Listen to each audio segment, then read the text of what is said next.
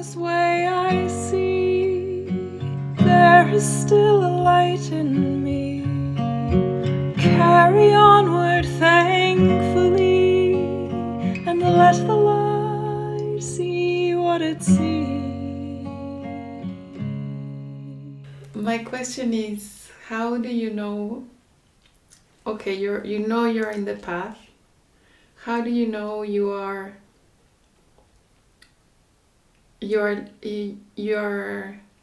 processing life from either the physical, the astral, or the spiritual?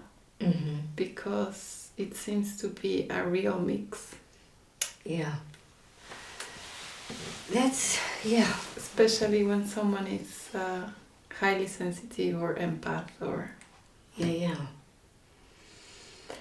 It's kind of interesting because sometimes I experience there's 3 ways to look at something.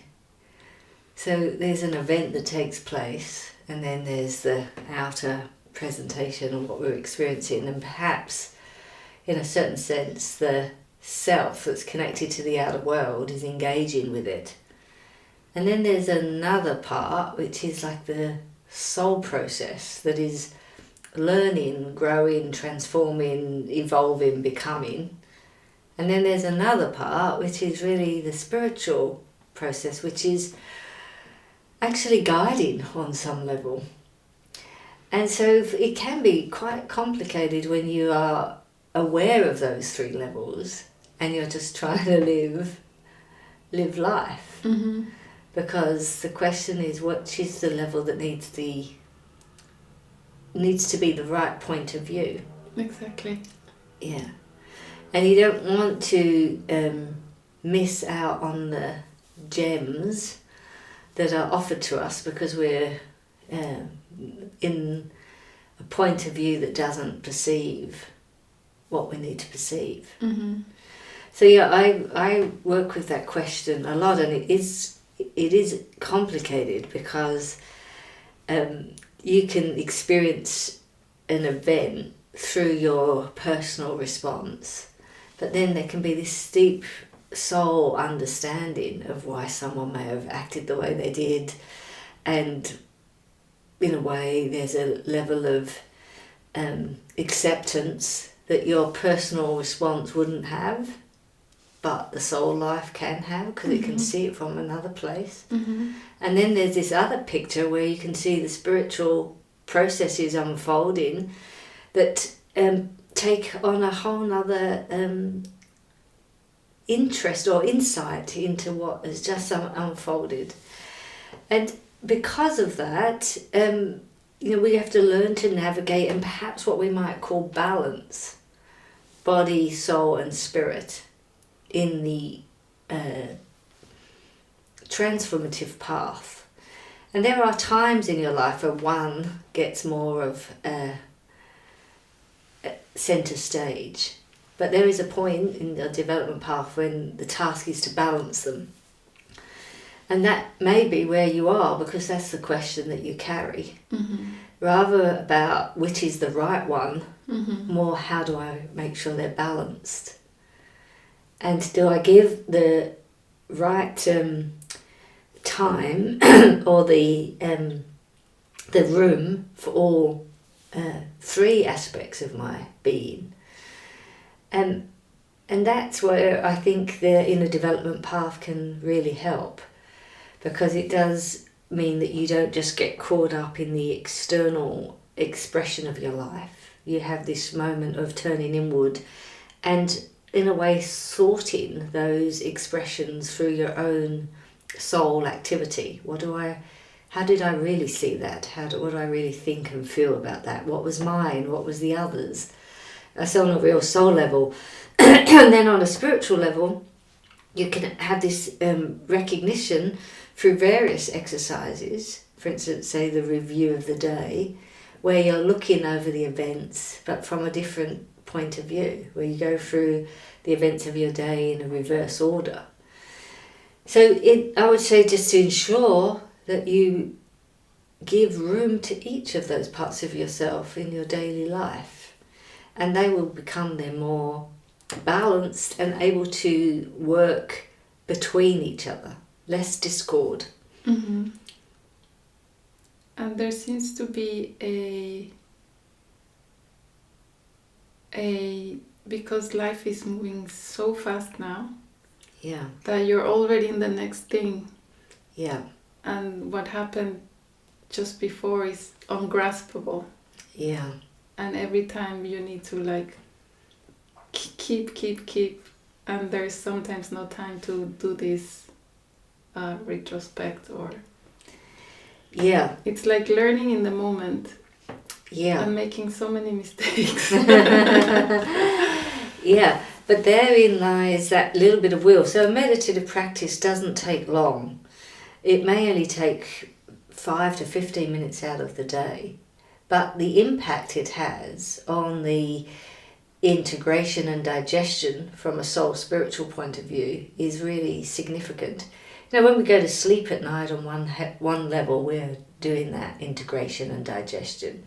But the more we participate with it consciously, out of our own choice and activity in our waking consciousness, the more the nightlife is not just about integration and digestion, but can take further pictures of the future which help you to deal with the reality that life is coming fast and furious in a way. Mm-hmm. So part of the reason why we do inner work before we cross the threshold into the nightlife is that we then allow more room in our connection to the cosmic experiences of the night to have imprint. If all you're doing is digesting the fullness of your day because you haven't sorted it yourself, then there is less room for those archetypal supports. And we're experiencing that as an epidemic in a way, or a pandemic maybe, of sort of an insomnia of the world where people are not getting the sleep they need Mm-hmm. in order to digest the processes, in order to come back with the new impulse for the day. So we now have to shift towards ensuring that if you do it consciously, and this is something I've always found very interesting, sort of a 15-minute meditation can rejuvenate the system like a 4-hour sleep. And that's because you participate consciously in this spaciousness of the soul. And then when you go to sleep, you're not just spending your whole night just sort of going through what you did that day, what you didn't do, all the associations, all the things that you actually have room. And that's one of the signs of inner development. One of the first signs of your meditative practice is your nightlife becomes more ordered, because your nightlife is not just about a digestive process. It's an assorting process and a reorganizing process. It actually becomes something that can connect with those very deep, rejuvenating and supportive forces. So by doing inner work before you go to sleep and doing it when you first wake up, those two transitional points, you're making that bridge. And that bridge is really helping you deal with the day and having more room in the night. So I find inner work almost becoming a necessity, as many people are recognising. Like, how do you do your day without, in a way, bridging that help and support that's come with you through the night? Having that moment to reflect on the quality that soul is bringing with it from the nightlife, and then having that ability to go back through your day and finding a new relationship to the events of the day before you go into sleep. So you're not spending the first part of your sleep doing that, which is what you will do if you don't do it consciously. Mm-hmm. And when you were talking about coming to the path through the guardian, or it could be if you had childhood trauma and all these things and you come through the astral. Yeah. If it's the case of coming through the astral, how do you put everything back in place? Or maybe it needs, maybe it doesn't, or you just keep going. Yeah, so ideally, you walk through this first gate, the portal of death, where you're able, through your meditative practice, to put to one side all of your personal particular self and allow the I consciousness, the pure conscious experience, to be present and as a recognition of I amness. And if that awakens first, then moving into this astral realm, it's a very different experience. In a certain sense, you could say that you have your elemental backbone, as Steiner describes it. When you imagine the wizard with the staff, that's the outer picture of this elemental backbone. You will not pass. You hold this ground where the elemental forces don't play when the elemental backbone's in place. But if you don't have the elemental backbone and shock or trauma or substance use has placed you into the elemental world, then it's very difficult. That means that you're exposed more to that realm in ways that others might not be. So you can feel what other people are feeling, you feel more strongly the atmosphere of the environment that you're in. Now, all of us on the path of development may build that sensibility, but it doesn't become a subjective sensitivity where you feel like, oh, I don't want to be there, or I must have my back against the wall, or this really, because you actually don't have that connectiveness that clears that bombardment. So really that elemental backbone, that walking through that sopal gate of death where you can put your everyday self to one side, is the first gate, and then passing through this gate of the elemental world, brings us into the astral world, is the second gate. If you've gone through the second gate first, orientate back to the first gate. The problem is sensitives and hypersensitives, and I've worked with a lot of hypersensitive people over the years, is that to organise your inner life firmly enough to get that point of concentration where you're not influenced by all your thoughts and feelings so that you can have that I awakening is harder because you're already being battered by this astral permutation. Now that's the collective consciousness. It lives with, everybody is surrounded by it, but most people are just unaware of it. So they're unaware of the fact that we're surrounded by the thought forms of others and the feelings and the experiences of what's been in the space, what was in the space. Most people are unaware of it. Sensitives are not unaware of it. It doesn't make life easier. It can be very tricky. Now, we definitely grow that sensitivity through inner development, but if it comes in the right stage, it becomes more of a way of informing you of something rather than assaulting you or disturbing you. And it is a way of teaching you, actually. You know, when you look at different plants, there's different inner experiences. And if you're looking at the rising sun or the rising moon, you're profoundly moved by them. It's an education of the soul, a deep education. But if you're hypersensitive, it can feel like, oh, it's too much, too difficult, and therefore you can't enter into the quietness of that classroom. It feels an intense place to be. Now, lots of people, very many people today, are entering to the astral world before they've awoken their I consciousness. And many people are almost choosing it simply because the astral world gives us this richness of experience and dimension to life. So they think that's the way to go, that there's somehow that is the other realm which we need to explore. But rather we're trying to get through that astral realm to develop that true awakened conscious relationship to the spiritual world. And the astral world is really a bridge. But if you're caught up there, then the best thing to do is to attempt to awaken that I consciousness. Now, that's not an easy thing to do, but meditation is what guides us right to that. And being strong with your meditation and getting that elemental backbone will then make all of those experiences not disappear, but manageable in a totally different way. And apart from meditation, is there something in your daily physical bodily life that also helps with that eye, or is it really an inner process without the world?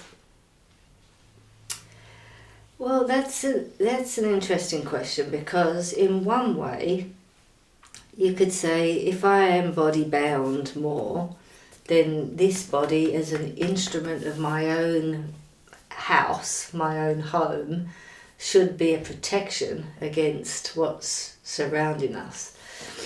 And in a certain way that would be true. You know, a small child that isn't quite as body bound is far more sensitive to the environment. However, we won't necessarily see that straight away, or we won't correlate, you know, the argument their parents had and the earache they have 2 days later as a link. But actually there can be, because of the sensitivity of the child's world. So when someone's as hypersensitive, sometimes they're configurated more in that younger way, and therefore we are looking to how to make sure there's an incarnation process and you really are well in your body. And things like gardening and using the body and being really practical and being very in the world can all help that. But there are a lot of sensitives that are not in their bodies. They just have an opening through the soul realm to the astral realm. And there is no amount of gardening that's going to stop that. In fact, the garden and the gardening actually comes out alive, because they're totally open to it.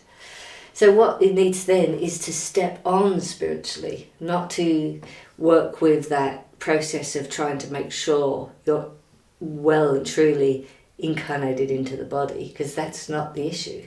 The issue is you've got an opening into the astral world. And now this is very interesting for me, because when you think of why is it that you have that trauma can bring people to different experiences, it doesn't bring everyone into the astral world. And it's often those that already have a certain, what I would say, spiritual schooling in a past incarnation that are more open to those realms when they go through trauma. And so their path is actually to go through, because it's not about going back and, you know, integrating more strongly into the incarnation form. And that's where you really ultimately find a schooling, and the schooling will help you. And for me, anthroposophy truly was that schooling, because it has all of the forms that really bring about that evolutionary step, and you can really get through the step that you're on to the next step and find that solid ground. Now that's an interesting thing. Why is it that the same childhood trauma affects people differently? Because we are already coming in, often, this is not our first rodeo when it comes to spiritual development. Mm-hmm. It's maybe something we're already deeply connected to. And it's really a matter of now training and schooling to the next level, where those spiritual sensitivities can then become useful instead of a burden. Mm-hmm. So it relies all on this eye consciousness. The eye consciousness is essential, because that's your guiding principle. That's your light that illuminates what's ahead. And so it is, and it is for the elemental world, the astral world, it is that backbone. If you don't have that backbone, then you can easily get deceived in the elemental experiences. And it's complicated, because you don't know, is that mine, is that the others, where is that coming from, is that just my story, is it... Lots of people are having to deal with that. And, that seems to be on the increase. It's not decreasing for human beings. And so with this path where humanity is moving from being quite so materialistic to a conscious relationship to the spiritual world, we will see more challenges spiritually. We might call them in the mainstream mental health issues, but actually spiritually there are going to be more challenges that demand for us to get inwardly stronger and inwardly far more capable. And part of that process is really managing yourself out of yourself. And that means you learn... Sounds complicated. Well, it means that you have to awaken the part of your consciousness that is not knocked around by the influences like the personality is. Mm-hmm. And that is where, we try to awaken to that I am. Meditation from my understanding, is the path to that. But I guess a specific meditation for that, right? Well, in the most of the basic forms lead to that as the first principle. So if you listen to the two main verses that Rudolf Steiner used in the early days, more radiant than the sun, purer than the snow, finer than the ether is the self. Spirit in my heart, I am this self am I. In that formula, you're already speaking of that I, divine spark. Or in purest outpoured light shimmers the Godhead of the world. In purest love towards all that is outpours the Godhood of my soul. I rest within the Godhood of the world. There shall I find myself, within the Godhead of the world. It's actually leading us, but in a slightly different direction, but to the same inner experience. So by taking hold of these verses, which actually carry us through the astral to that experience first, that's why we engage. We don't just close our eyes and just say, okay, now I'm going to meditate, whatever. Just be mindful, because you will just find yourself. Again, in the same astral. And for a sensitive, that's where they are, like that. Yeah. So you need the focus of the ship across the astral planes so that you can awaken to that solidity of that I awareness. Now that I awareness is found in the capacity to think, not in the content of thoughts, but the capacity to think. Because that same I consciousness, you'll realize, I recognize that as already living in me as a structure, not of thinking, but the capacity to think, in the observer. The observer is the first beginnings, which you can only really get through concentrated thought, is the first beginnings of sensing that I. Of course it goes further. And the interesting thing is each doorway presents many different experiences. So the observer might be the very beginning, the witnessing, the onlooker. But eventually it gets clearer and more clarified of this place or beingness in yourself that is not anything to do with this personal identity. That is a very strong support. If you find that, you've found your guide, and from there everything becomes a lot easier in the astral world. Now there are certain techniques or exercises if you're caught in certain places within the astral world, and then you would want particular exercises, but the well laid out formula and the archetypal exercises are really useful for everyone. And as I often say, although it's given archetypally, we walk it individually, so it will be your engagement with those exercises and what it develops in you that will be your individual experience of it. And then you may there find yourself drawn to other exercises that help to really support something in you. But meditation is not meant to make our inner world fractured. It makes it more whole. So you have a sense of being on the right path in that way. And is there a possibility to connect to that I consciousness during sleep? We do connect with it during sleep, but we know nothing about it. Consciously, yes.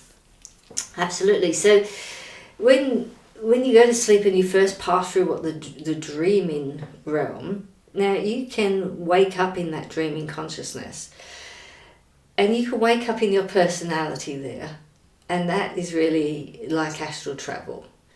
And you wake up and you're you, and you realise you're dreaming. You're like, oh, I'm dreaming and I can do anything with this world.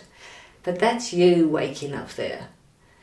And now there's other experiences which we would call a continuation of consciousness, where the I consciousness is then present in this picturing world. And nothing disturbs that. There's no personality, there's no, what am I going to do with it? It's like this pure, powerful onlooker. And then this picture world moves by very quickly, almost like a schooling rather than anything to be caught up in. Mm. And this same I consciousness moves through into the deep sleep realm.